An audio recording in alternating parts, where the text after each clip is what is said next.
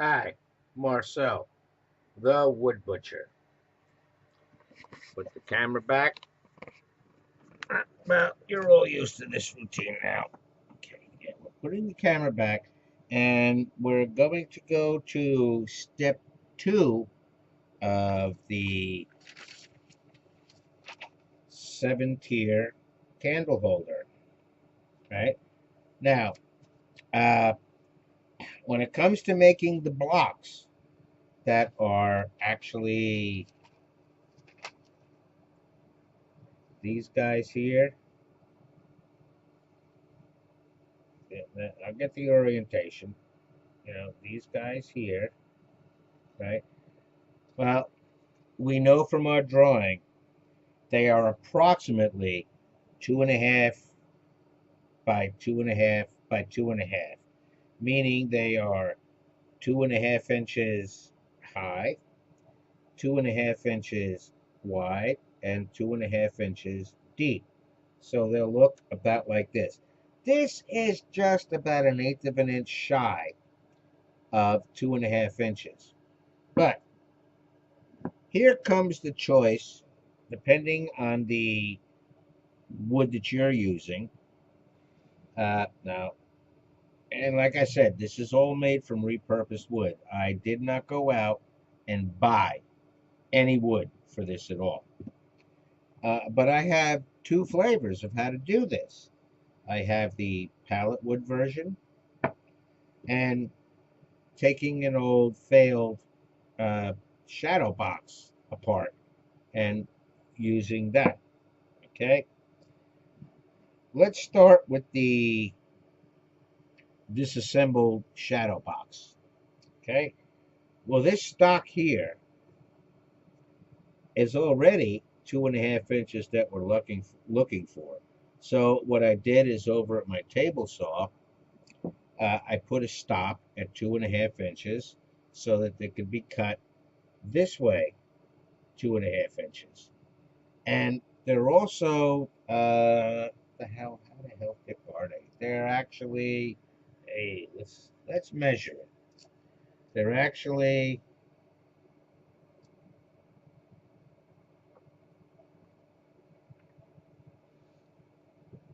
wrong way. I don't know if you can see that, but that comes to 3/4 inches thick.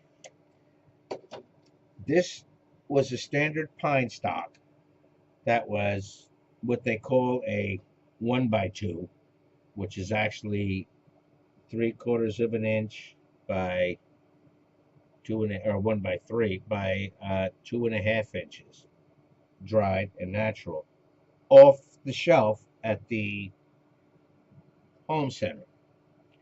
But I didn't buy it from the home center. And if you give me a second, what I actually did is I started to assemble a shadow box for another customer that decided he changed his mind. So, you can see that the nails are in there. And what I do is I bang them back, took them out, and the top piece I reused here and cut them to 2.5 inch lengths on the bandsaw. Not the bandsaw, the compound miter saw, or the miter saw. So to reach our dimension, that only took one, two, three pieces of wood, and we're only about a little less than a 1/4 inch off of our 2.5 inch height, which is not a big deal because that 2.5 inch height is not etched in stone. Like I said, we're making this as a prototype, so there it is. It's, if you choose to use, stock pine, right, 2, 3. Now, let's go to if you choose to use pallet wood. I just happen to have a cube the same size, approximately, very close to it.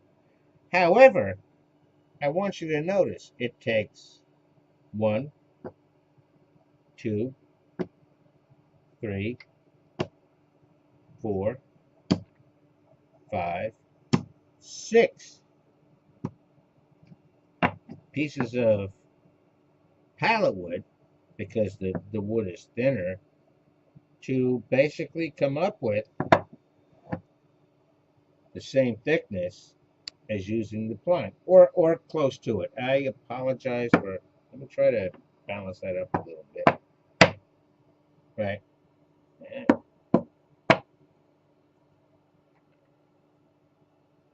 To come up with almost the same.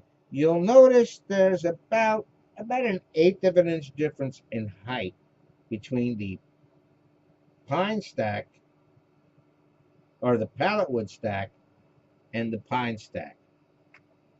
The choice of what you want to use to glue together to assemble the cubes that are needed, which are 1, 2, 3, 4, 5, 6, 7. Right? Doesn't matter to me if you use 3 pieces of pine or 5 pieces of pallet wood. Now, I will say this: if you're going to use the pine, make sure that you, I hope you can see this, I don't know, because that's got some beautiful bird's eye grain in it, is match the grain as close as you can. Or if you really want to be creative, take the middle piece, turn it,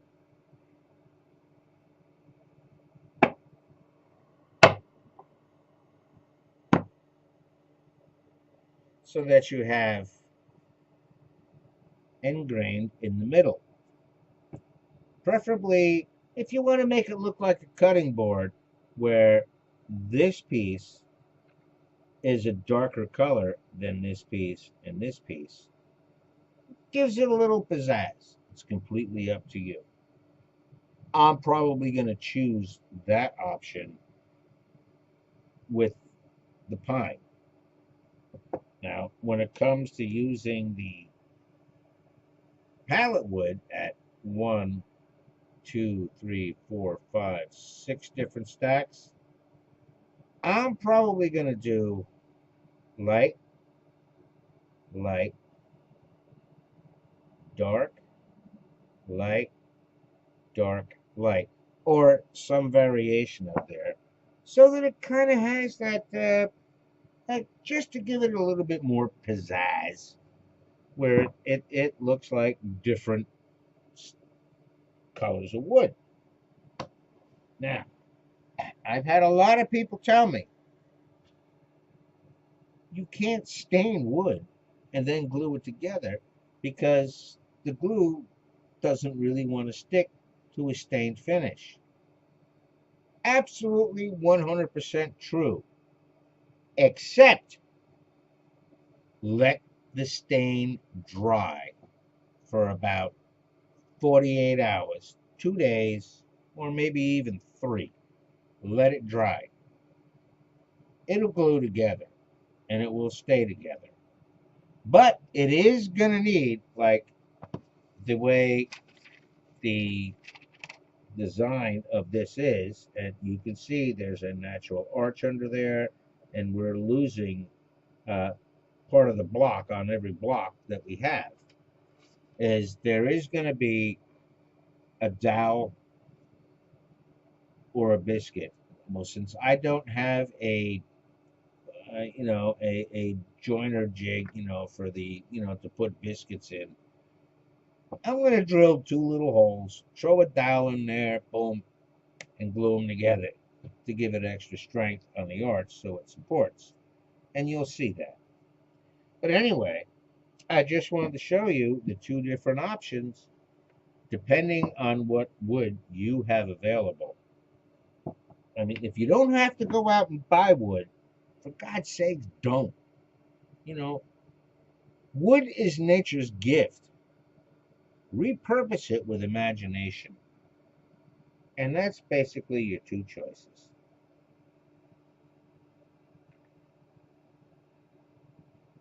Pallet wood, 5 layers, or 3/4 inch pine, 3 layers that you have. And this is all wood that is around the shop. Like I said, this, the 3/4 inch pine, I disassembled a shadow box that I was building for someone who changed their mind and told me, "Oh no, I don't want it. I don't want it." And I said, "Okay, fine, not a problem. Ain't no sweat off my balls. I don't care. You know, you want it, you want it. You don't, you don't. I'll take the goddamn thing apart and make something else out of it." And that's why, even on my business cards and stuff like that, it actually. Oh, let me grab one. Let me grab one. Now that I have them, I gotta show them off, right? Let me get what the goddamn thing is. Being a pain in the butt in the box. All right. And here they are. And like the top line said, wood is nature's gift. Repurpose it. And I thoroughly believe in that. I buy very, very little lumber. I buy next to nothing. I harvest. I'm like a I'm like a bum. I go out there, I beg, steal, borrow. Well, I don't steal it, but I hunt for free wood, whether it be a piece of furniture sitting on the side of the street in front of a house or something like that. I'll stop and look at it. If it's particle board that got wet, the cheap particle board that got wet, I ain't touching it. I don't want it. It's garbage. But if I come across something that is solid wood, like a cabinet, whatever, yeah, I'm bringing it home and I'm taking it apart and I'm reusing the wood.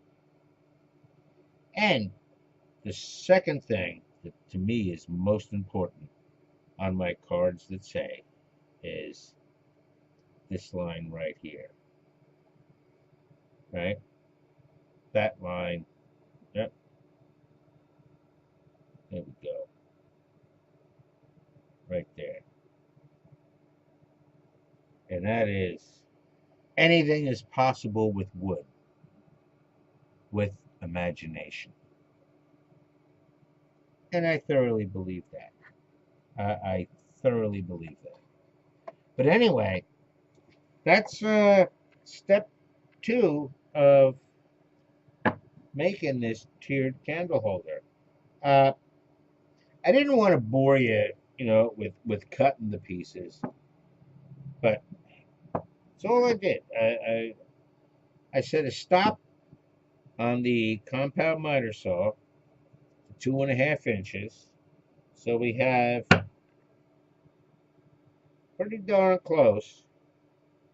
Up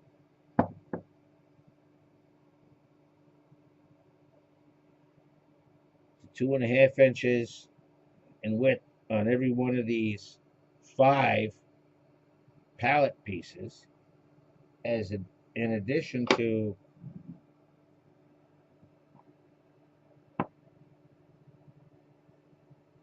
2.5 inches on all the pieces of pine. I want you to notice the way I arrange that grain. That's also what a woodworker does. Match the grain as best you can. It almost looks like a herringbone. That's that side. This is the end grain, and that's that side. So you try to make it match. It's one of those small little, who cares, notices, details, but you'd be surprised when you go to sell this piece or give it to someone, whatever you choose to do with it. How much people actually notice. And if you're going to sell it, point it out. Point it out. How the grain, pattern of the grain, actually, if we took this piece,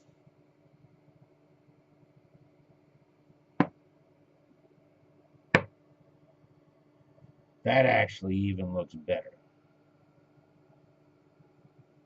The grain is matching the grain on this side and on that side. Just a little tip to show the extra effort as a woodworker that cares about what you make, that you do. Okay. Oh, by the way, I'm going to introduce another video to this one, but you got to hang on 1 second. 1 second.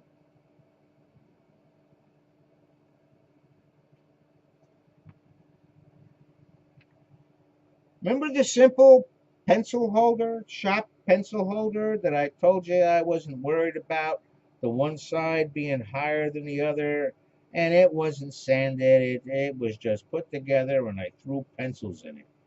Well, here's the finished product.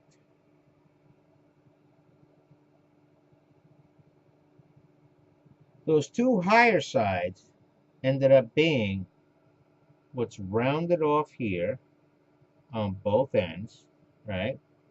And the corners are now rounded nice. The bottom, pardon the little screw and the piece of metal, that's the way I hung it to dry, right? After I stained it and put a coat of lacquer on it, it's going to get 2 more coats of lacquer. So it's hanging upside down like this in the shop to dry. But that's what that simple pencil sharpener holder from that crude thing that was in the previous video came out looking like. And it's still going to get a couple more coats of lacquer. This is why I was saying, when it comes to the real simple stuff like this for your shop, this is called practice. Do your best on the simple little shit like this. Do your best on that, and it's practice for when you want to do the bigger stuff. Okay? Give me a second. I gotta hang this back up so it dries properly so I can give it. Actually, I'm gonna give it 2 more coats of clear lacquer. Yes, an object like that, I use spray lacquer. I use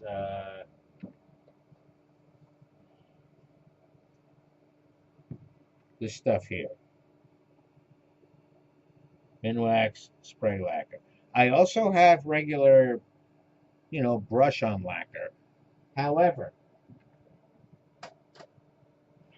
with a small project like this, I prefer using spray lacquer. But you have to know how to spray. Don't hold the can, here's the piece, here's the can, and put it on thick till it looks glossy. Because what you're going to get there, you're going to get all these little shitty runs and drips and drops on the bottom of it and this and that. And this works. This applies to when if you're even using spray paint.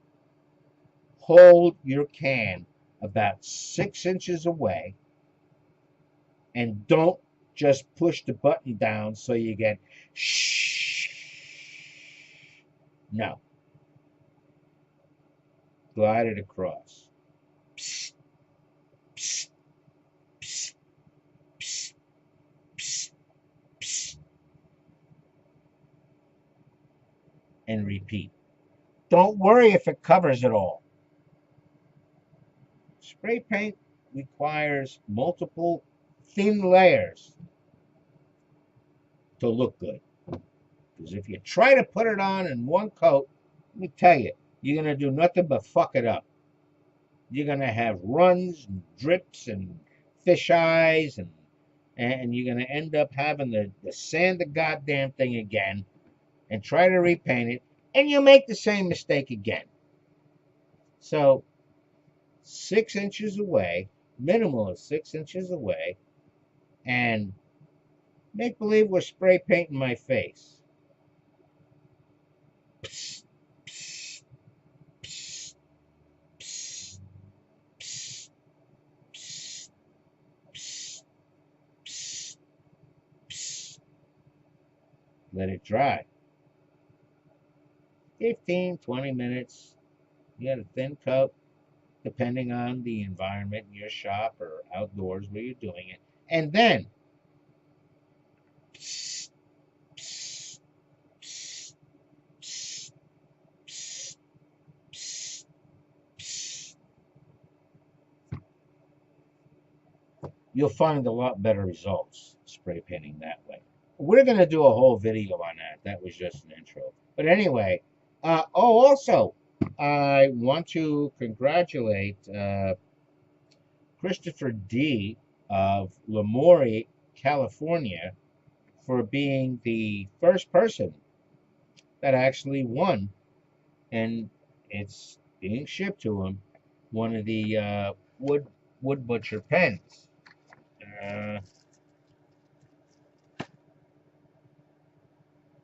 One of these guys. Maybe I should hold it this way. No, that way. It's better. The Wood Butcher pen.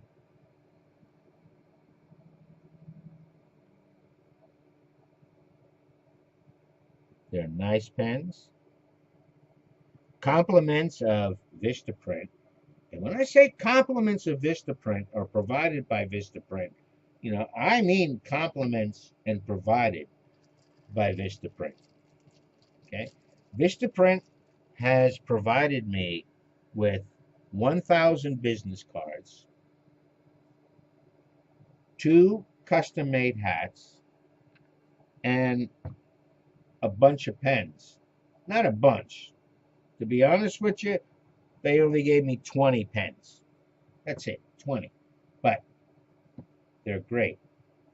But I feel obligated to mention Vistaprint because, like I said, they provided them and told me I have to mention I used them. So I did. And I got to be honest with you. I'm happy with what they sent me. Okay? So in the meantime, this is Marcel, the Wood Butcher, saying, protect your eyes, protect your lungs, protect your ears, and don't ever forget about these guys. So for right now, make it a great day, make some sawdust, and Semper Fi.